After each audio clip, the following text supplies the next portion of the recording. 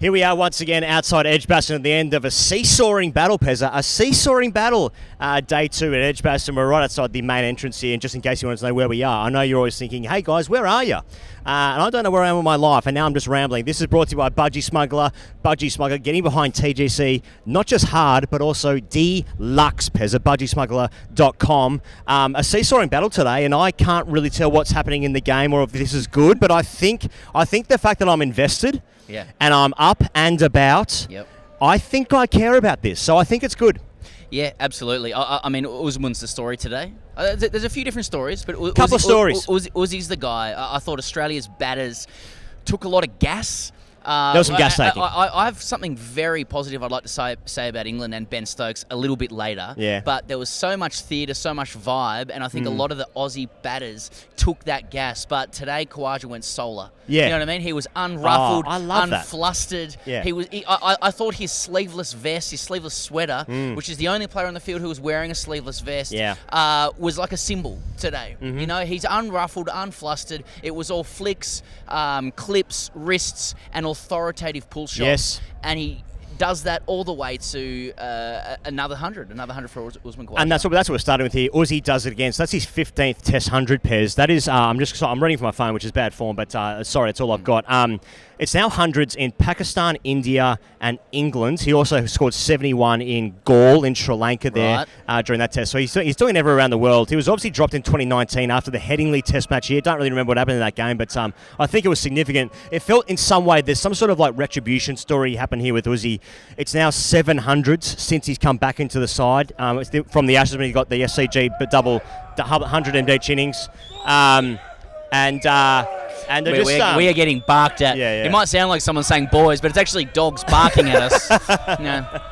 And I just think that there's something about Usman where it's like there's some sort of second chance thing happening. It's been going for a while, but it's very hard to take me seriously. I'm trying to make this point, but 700 since that moment, and now there's obviously police officers laughing at us as well. Yeah, but yeah, I mean, fucking good on him. I mean, it's fucking amazing, and he threw the bat in the air, and I felt fucking hard. Let's get fucking visceral about the way he threw that bat. This must be what it's like to bat. You know, when you're just sitting there and you think you're a convict and you get told by the Hollies that you're a convict where the are whole the convicts? time. Yeah, indeed. He threw that bat in the air. The whole press box once again contorted and went, and so did we, to be honest. I sort of didn't like it when he threw the bat in the air because he didn't know what to do with his hands afterwards. You know, it's a bit in the same way. A bit in the same way how, like, you never feel more naked than when you're naked but with shoes on. You know what I mean? Yeah. It was super naked. It felt a bit like this. Yeah. We're getting the experience again of English people, so just overreaching for humour at different times. Just really going for it. Just going, I've got the funny thing to say, and if I can't, I'll just bark at you. It was it felt a bit nude with him without his bat, but both arms aloft at the same time. Like I think you'd want the weight of the bat in your hand having scored 100. But who are we to tell us it's his 15th? And he basically dug Australia out of a hole. I felt like Australia was digging out of a hole all day, really. Yeah. And then finally they started to see some light. I've got absolutely no idea about the audio quality of this video at this moment, but I reckon at some point it's going to be. How many beers do you reckon you'd need for that?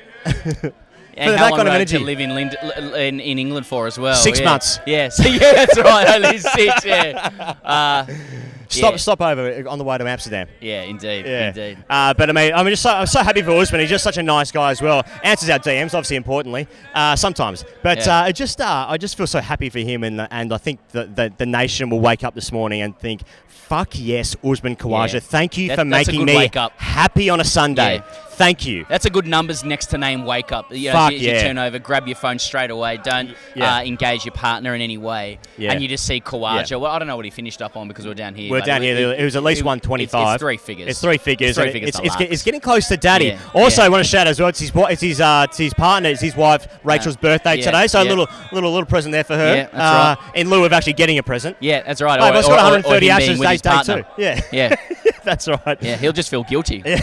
Pez, I want to introduce to you a moment of the day from yesterday where we introduced a new segment, Pez, calls What's giving you crow's feet? And people got around Oh, it. they People got around what's giving you crow's feet. They got around our dumbest segment yet. If you're tuning in for the first time, what's giving you crow's feet? I mean, what's crow's feet?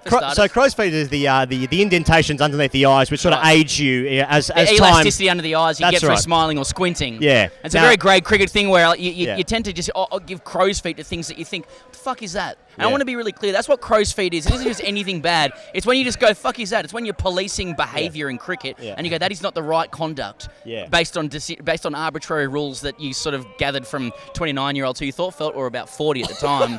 And they did all sorts of bizarre things in change rooms. Why don't you have a kid? Well, that guy's just 26. Yeah, that's right. Yeah, that's right. Are you my dad? Anyway. So what's giving you crow's feet? So crow's feet yesterday, we discussed some celebrations. The people got around what's giving you crow's feet segment as well. I've got a couple of comments here. The dismissals to poor shots gave me crow's feet. Yep. I woke up and had the biggest crow's feet after I saw the declaration score on that deck. Developed Mariana's trench-like crow's feet listening to the English commentators on BBC Test Match Special assert that Ben Stokes always had a calmness about him. Luckily, Jeff Lemon was there to immediately remind them of the time Ben put his fist through a locker door in the West Indies. Thank you, Jeff. Got permanent crow's feet from the bit in Sky with Mike Feck Atherton.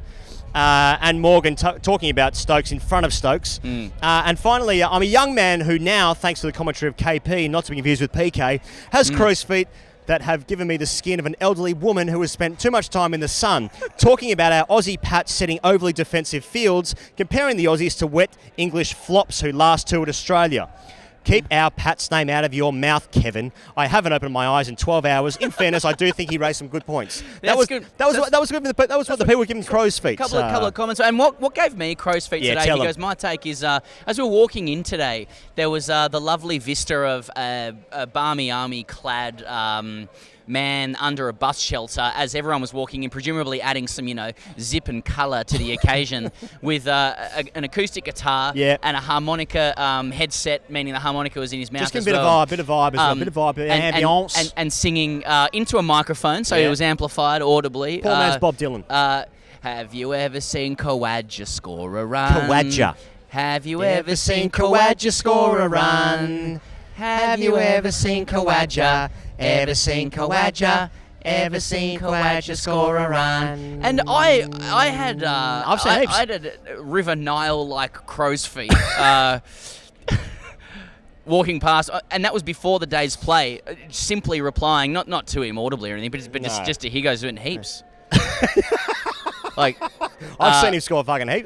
And before today, 14 of the best. I'm hoping I turn up tomorrow and he's singing the same song about David Warner.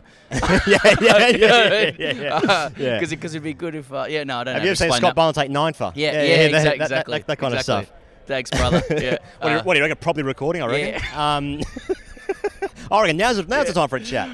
Be fans of those English guys did us before. They did us. I want to make a point. Are we on to second, third things? We can the structure to this. We're on to the second thing, Pez, and that thing is Stuart Broad Theatre. Yep. Stuart Broad gets the wicket, of course, of Dave Warner, who chops it on from about the point boundary onto leg stump, and then he gets the crowd going at the top of his run-up as Marnus walks into bat. Then he gets the policeman to stand up in Marnus's eye line, and then the fucking Bobby has to sit down. Fucking old Bobby there. Yeah. Not to be confused with Blobby. That's right. If Bobby was there, that would change things.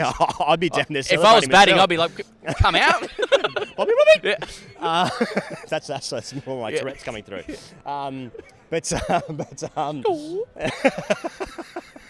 Keep going. Sorry. And then he gets the crowd going, and then Marnus, for me.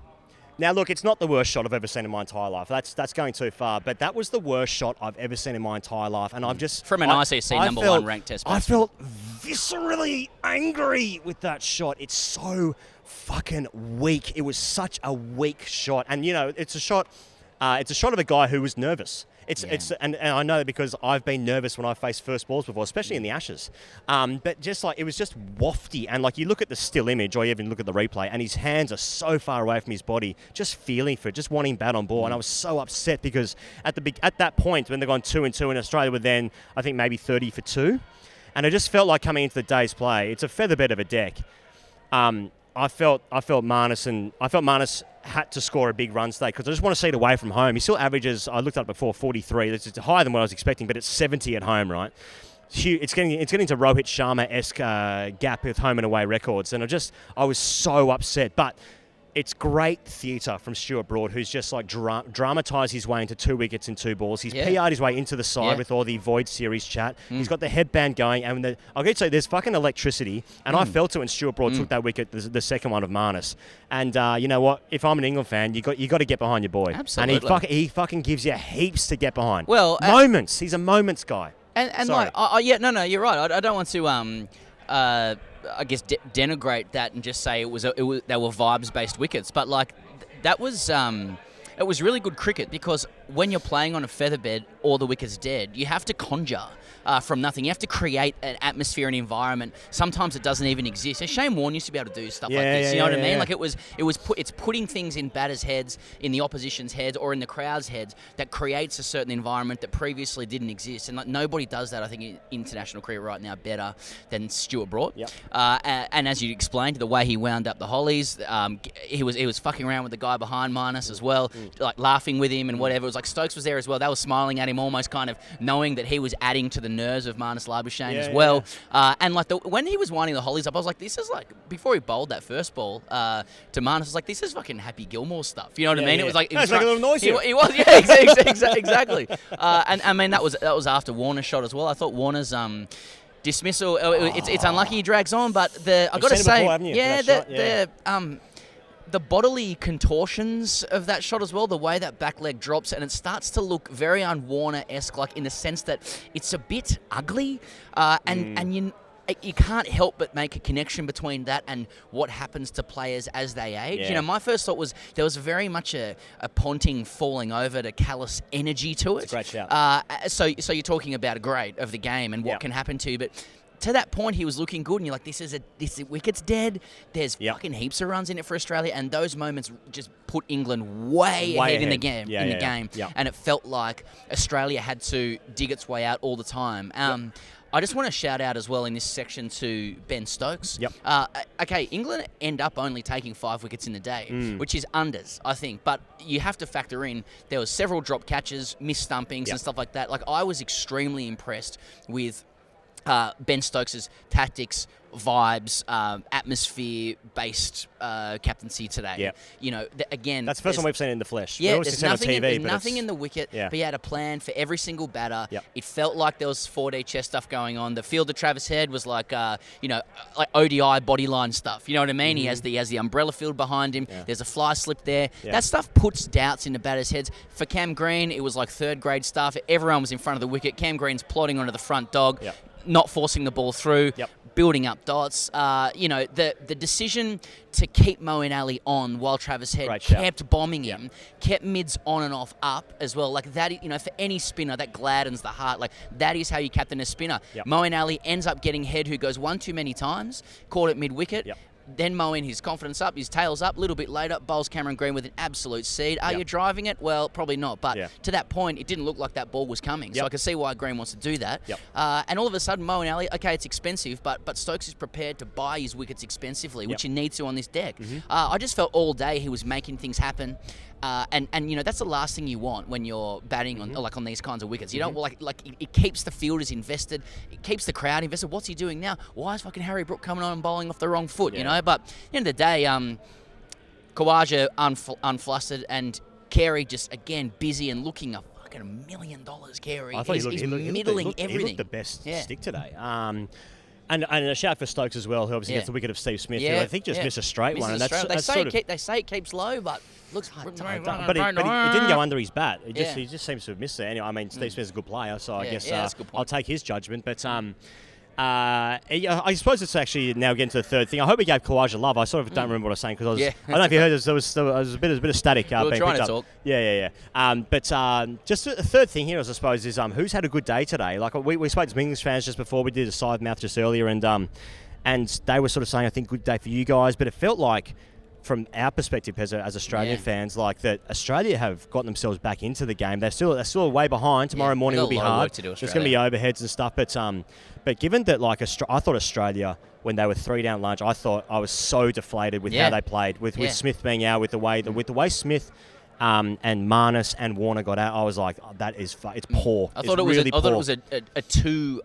century maker day. Yeah, that's right. Today, and I think a couple of guys missed out. You play against big teams away from home. You don't get these conditions very often. And that's the thing about Khawaja, just fucking batting big. Just a guy who bats big for Australia. Mate, fucking go it's a big 100. 300 rocks. Fucking go and do it. Yeah. Get daddies for you, you know? I was disappointed because it was an opportunity to arrest some of the baseball momentum, because being here at the ground, it is a fucking vibe. Everyone knows it's on, so all they're trying to do is conjure the vibe. And I just want to see what happens to them when there is no vibe to be had because you've been punished and buried and fucking suck the life out of them. Yeah, that's right. And you suck the venom out, you spit it out, and you're like, see, what are you going to do? Where's your vibe now? But they gave, I said the other day, 500 deck, 600 deck, 800 deck. Yeah, that's right. And I think that's also credit to Stokes and the captaincy and the way they bowled as well. A couple of their bowlers were a little bit unders, I thought. Yeah. But he really got the most out of what was available today, and I feel like Australia's still behind.